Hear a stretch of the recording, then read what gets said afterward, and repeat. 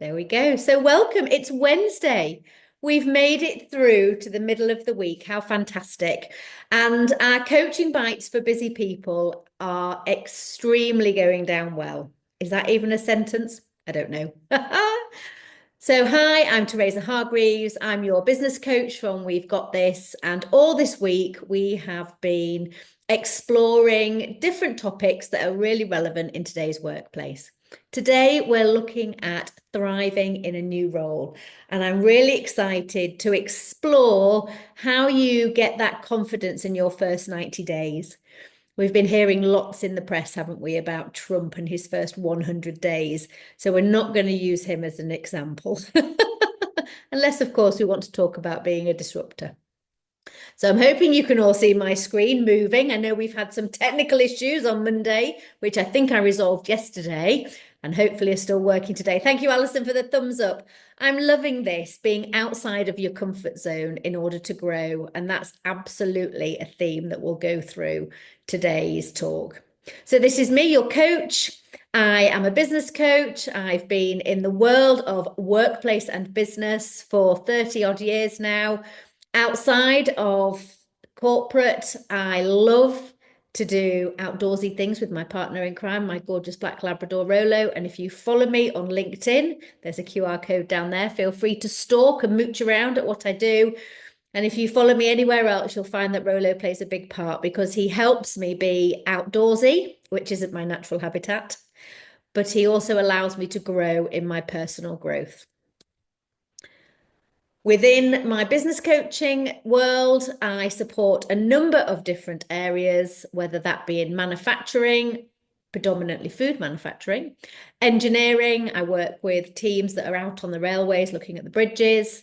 Lots of head teachers I've supported and helped them find their success in achieving the most outstanding Ofsted ratings. Then from big global corporations down to small solopreneurs within the network marketing world. I've had my own network marketing business, which has been extremely successful. And then social enterprises, which obviously Chirpy Heat, you, Ingrid, and Jack, I'm not sure if you're with Chirpy Heat as well. You have lots of exposure into this world. So I support here as well. And then recruitment, PR and marketing, very trendy businesses. By Jove, when I go to the marketing clients, I feel very old when I go in there and see all the trendies. And then within sales, I've had a big career within sales and selling to major multiple supermarkets. So today we are talking about thriving in a new role, your confidence, finding your confidence in the first 90 days. So this might be you're new into the workplace. You may be a graduate who's stepping up into being in the real world, as we like to call it, not to dismiss the world you've been in previously. Or this might be that you've just changed companies, you've changed positions, and it's about finding your confidence in a world that's quite new. Although you bring with you lots of skills, this is a new area. So first of all, congratulations, you did it. You got the job. How fantastic. And doesn't it feel amazing when you first get that phone call or that message to say, we'd like to offer you a job? 9 times out of 10, or probably 9.5 times out of 10, you're already in that place and you want to accept that job. So it's marvelous. Then the contracts come through, you check them over, you're excited to send them back. Then it's all about telling your current employer that you are leaving, and that can bring all sorts of different emotions because of the reasons that you might be leaving. And then the reality starts to kick in. Oh my goodness, I'm going somewhere new. What does that mean? Oh, how am I going to perform? Are they going to like me? Am I going to fit in? Have I made the right move? Or maybe I've made the wrong decision. Oh, I don't know. So all sorts of emotions and feelings and thoughts and questions, both negative and positive, will start to come in, and it becomes a little bit of a roller coaster ride. And I suspect you may well have that dreadful phrase of imposter syndrome. Everybody gets imposter syndrome at some point in time. And to prove it, I wanted to find out some statistics to make that real to you. So here we are, 70% of people experience imposter syndrome at some point. 82% of professionals, we are all professionals, admit experiencing it during your career at some point, and in particular at a career change. That's just amazing, isn't it? So you can first of all tell that this presentation has not been put together by AI, because I've just seen that I did add a subheading. Can you see that? So that's what makes us real. This is how I know that AI will never take over, because human error is fantastic. So point it out if you make a mistake, so then people know it's really your work. So imposter syndrome, these feelings are so common. You are not alone. Nearly everybody will experience it at some point. So when you see maybe a role model of yours, or if you see somebody that you really do look up to, present in a way that you think, oh my goodness, why do they never get nervous? Or chair a meeting, or just how they walk into a room, and you think, gosh, they must never feel nerves. Absolutely, at some point they have, because it does affect everybody. But it's not a thing to be scared of. Embrace it. And instead of calling it your imposter syndrome, reframe it and reframe it into the positive. Let that adrenaline that is rushing around your body help you boost your memory, sharpen your focus, and in turn, it will absolutely improve your performance. This time is all about where you will grow the most. It's the time where you will absolutely be outside of your comfort zone and absolutely will grow at such a much faster pace. You might not like it, it might not be uncomfortable, but progress will happen. And all of a sudden, that becomes your comfortable place. So, in order to help you get to that, remember to breathe. Take a breath, take a minute. And I was listening to an amazing podcast not so long ago with Diary of a CEO, Stephen Bartlett, a fantastic interviewer. And he was interviewing somebody who was an American lawyer, for want of a better word. And he was talking about how to have difficult conversations and how to cope when it can get quite tricky. And he said, when you feel that adrenaline coming up, do a really simple breathing technique and take a breath in, hold it, and then another real short one, and then breathe out. And already straight away, I can feel that. I can feel my vagus nerve and everything just settle. And you can do that really quickly and really easily without anybody really knowing. Obviously, I'm exaggerating it on here for you. So just practice that. Do a quick breath in, hold, a short, and out. And all of a sudden, you're calmer. I hope you felt it the way that I did. And that's a really simple trick if you're just in that zone of feeling as though it's all going a little bit haywire. Do your homework. So whatever the situation might be in, you might be having to do a presentation. And I've done many of these, many presentations. And I remember in the early part of my career where I would have to present my customer account plans. And I didn't really know them that well. I didn't really understand the numbers that well. And the first time that I did it, it was awful. I completely made an absolute brat of myself. And I remember thinking, I'm never doing that again. So don't fear failure. It's a great learning time. So I made sure that the next time and the next time and the next time I'd done my homework, I understood it. And if I didn't understand it, I didn't put it up. I didn't do it. Or I got somebody else and I delegated it. So be really, really aware of what your knowledge base is and where your strengths are. And if you have got weaknesses, go and seek help and support and try and delegate it out would be my best advice. And be conscious of your self-talk. In those first 90 days, it's really easy to go in and think either, oh, well, I know it all. I know it all. I'm going to land. And oh, what are they talking about? Their nonsense. They need to do it like this, which isn't going to make you any friends. Or alternatively, you might have the self-talk of, I'm just not good enough. I've made a mistake. I can't do this. I shouldn't be here. And that's not going to do you any favors. You need to just continue on every day, doing the best that you can and being a little bit better each and every day. So, what does that look like? We need to prepare ourselves for success. And we've already seen that as the adrenaline is rushing through our body, that's what it's doing. But what can you do? How can you show up well? Well, first of all, be conscious of how people might see you. What do they see when you walk into that room? What do they see when they see you across a screen? What's their vision and what will be the narrative they're building on you? It's really important to make sure that you stay true to yourself, but be very conscious of the brand that you are building. Create your own brand. So, what are you wearing? How do you show up? How do you speak? How do you interact with other people?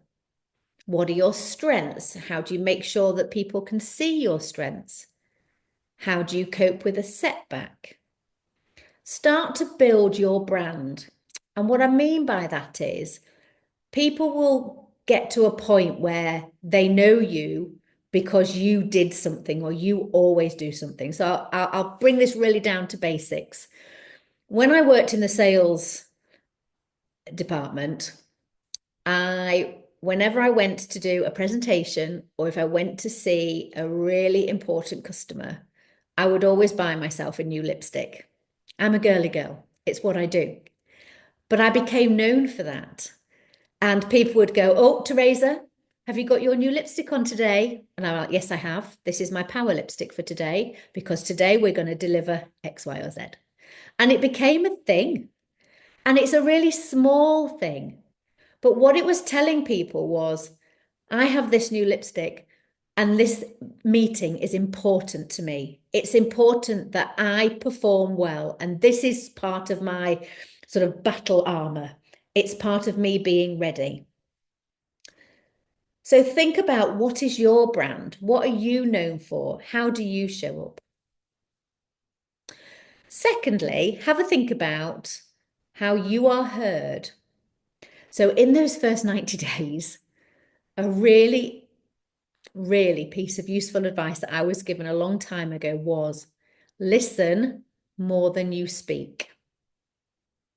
And if you look at the word listen, the letters that make up the word listen are exactly the same letters that make up the word silent. You're all looking at those now, aren't you, on the screen? I'm not saying sit there and be a wallflower and don't speak up, but make sure you listen and listen well to what is going on around you, coming to you, and what you're involved in. So therefore, when you do ask a question, you ask it having considered what the real meaning of that question is. And before you ask it, take a breath. Take a breath before you speak to make sure that you're coming across in a way that is credible, that people think, oh, I like what they've got to say. I want to listen to that question. It adds value. You start to build up trust around you so that when you speak, people want to hear you. But also don't be afraid of asking those questions that you might think are a bit daft, because it shows people you're here to learn. You know where your gaps are. You know where you might have an area that you need to build your skills in. And therefore, it shows them that you're really serious about doing a great job where you are. Don't be a wallflower, but at the same time, make sure your contribution is a valid one. And promote your strengths in how you speak. So if you are somebody that is really good at organizing things and you enjoy it, It might not necessarily be part of your job role, but if something crops up that needs someone to organise it, put your hand up and say, I'd love to do that. I love organising. Let me take that responsibility on. And thirdly, think about time. Time is our biggest asset. We all have 24 hours, which we looked at on Monday, and how we use our time and how we respect other people's time is really, really important. So if there is a meeting scheduled for 10 o'clock, make sure you're there at 9:55.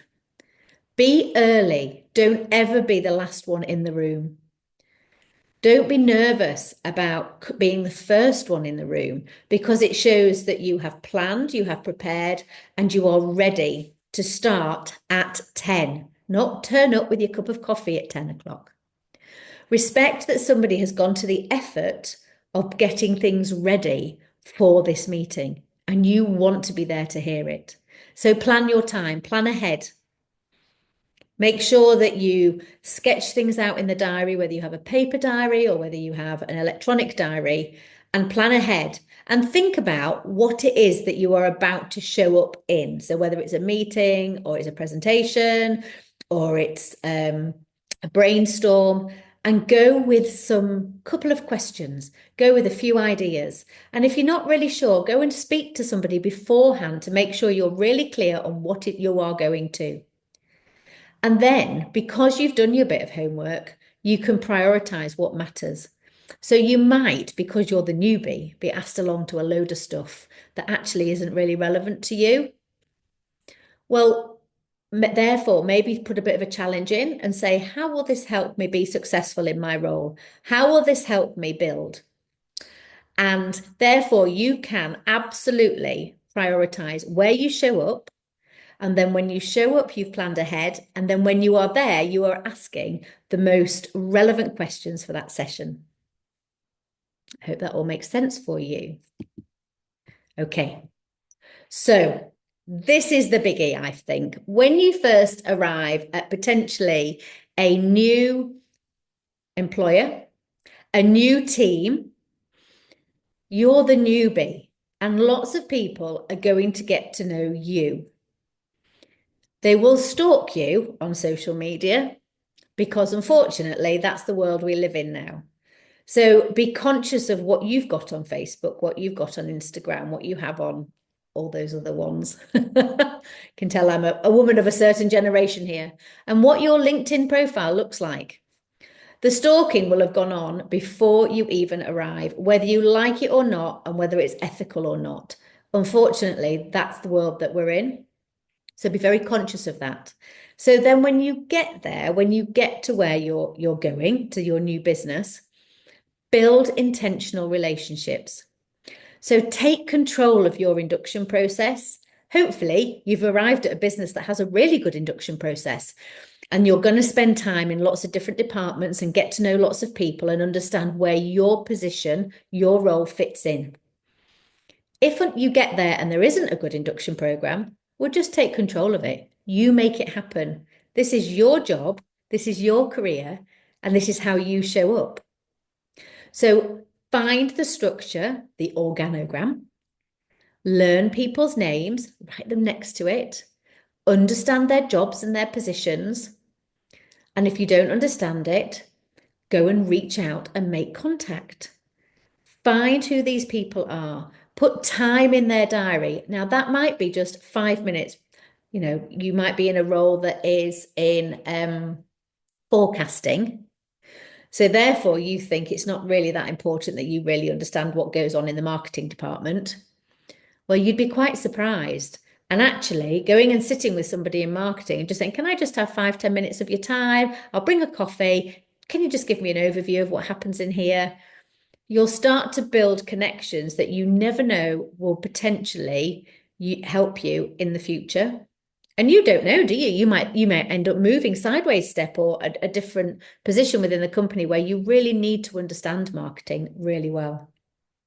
So make an effort Make the time to get to know everybody in your organization and the positions that they have and why they have those positions and how that then relates back to you. Be really clear on that, but take control of it. Show that it's important to you to get to know everybody. Be approachable. And yes, it might mean stepping outside your comfort zone, especially if you are a bit of an introvert. But sometimes we need to do this in order to land our first 90 days so that people remember us for all the right reasons. Sometimes people will land in a business and they keep themselves to themselves and nobody really knows what they're doing. And that can be a little bit tricky. And if that's your personality, you need to turn that into your strength. And if that's something that makes you nervous or that you're worried about, then give me a call. We can work on that together. That's not a problem. So let's have a think about this. We need to be really clear on our expectations of what the first 90 days are going to deliver. I briefly talked about Trump, didn't I, in his first 100 days. I have no idea if he's clear on what he wanted to deliver because he seems to be throwing it out there left, right, and centre. But I think the one thing that he is absolutely clear on is that he wants to be a disruptor. And he's fulfilling on that goal 100%.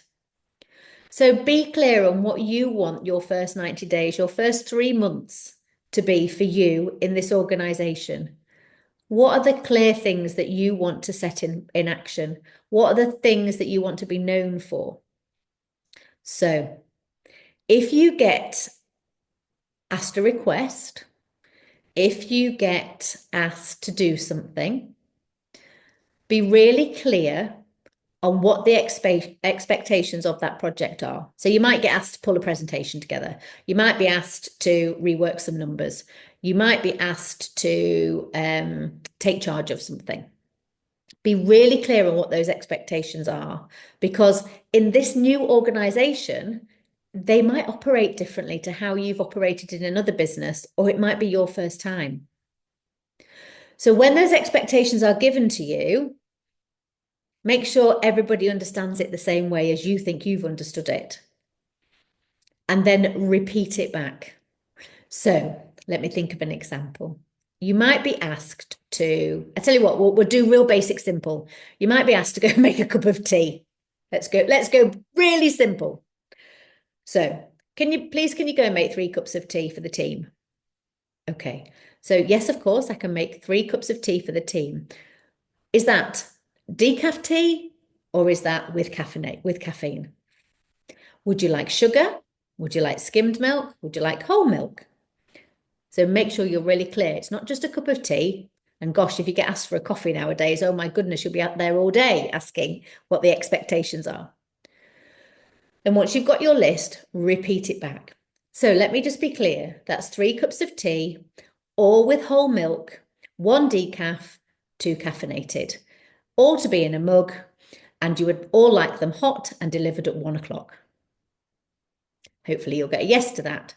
Now, I've put that in really basic, simple terms, but if you apply that logic to whatever you're asked, it therefore means then when you deliver and you turn up with exactly what you think that you've been asked for, that they said, yes, that's it, and they say, no, actually, we wanted 2 decaf, you can quite happily say, oh, I didn't realize that. Thank you for clarifying it.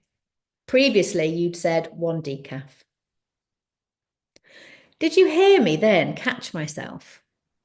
I was about to say, oh, I'm sorry. I thought you said last time. And there's a real shift in your mindset when you change the word from sorry to thank you, from a place of apology to gratitude. And I am practicing this more and more because it really does help with how you show up. We talked about it yesterday, the language of a new leader. So you're really clear on your expectations. Now, you've been employed to do a role. Somebody has seen something in you that they think you are more than capable of fulfilling. It might be that they've also seen that there are some gaps in your skills base. So you need to know what that is. So therefore, this is where your check-ins are really, really important. So make sure you have diarised in your diary and potentially your line manager's diary, regular check-ins, regular one-to-ones. To start with, I would have those in weekly, then fortnightly, then monthly. And at the end of your probation period, potentially 90 days, 3 months, there's a very clear expectation of what that will look like. If your line manager has not put these check-ins in, you do it. You request it. Because at the end of the day, if you're not on track, it's your responsibility to get back on track. So you need to find out if you're on track and understand if you're meeting the expectations that were set. And my biggest advice would be when you get close to the end of your first 3 months, your 90 days, ask for feedback. Ask for feedback from your peers and the people around you. So you might consider doing a 360-degree where you ask lots of different levels around you, so senior managers, juniors, peers, feedback back on you. Ooh, that might feel a little bit nerve-wracking. That might feel a little bit putting yourself outside your comfort zone. But the only way that you can get better is understanding how people see you. And finally, we talked about this yesterday. Look at what's in your control and consider where you spend your energy. This is your job, this is your career, and this is your life. So spend your energy in the times and the things that you can control. So you can control putting things into your diary and other people's diary, or influence what you can put into other people's diary. You can control how you show up and how you build your brand. You can control how well you ask questions. You can control how well you are clear on the expectations of a request that's been put your way. That's where the biggest gift of time will come, making sure that you put those requests into your control box. And finally, be better just by a small bit every day. Can you look yourself in the mirror at the end of every day and say, yes, I was slightly better today than I was yesterday? And over time, those very small little 1% marginal gains will make such a big impact and will make such a difference. And when you look back at where you started to where you've got to in those 3 months, you will be absolutely able to give yourself a cheer. So that's it. Gosh, how quickly these 30 minutes go when we're together. I hope that's been really useful to everybody. I'm going to turn the recording off, and if you want to hang around and ask any questions, then that would be great. So thank you for joining me today, and I look forward to tomorrow when we will be looking at Gen Z meet Gen X. Oh my goodness, that's going to be a great topic, isn't it? I look forward to seeing you tomorrow. And as I turn the recording off, as I say, if you want to have a chat afterwards, I will really look forward to it. Thank you for today.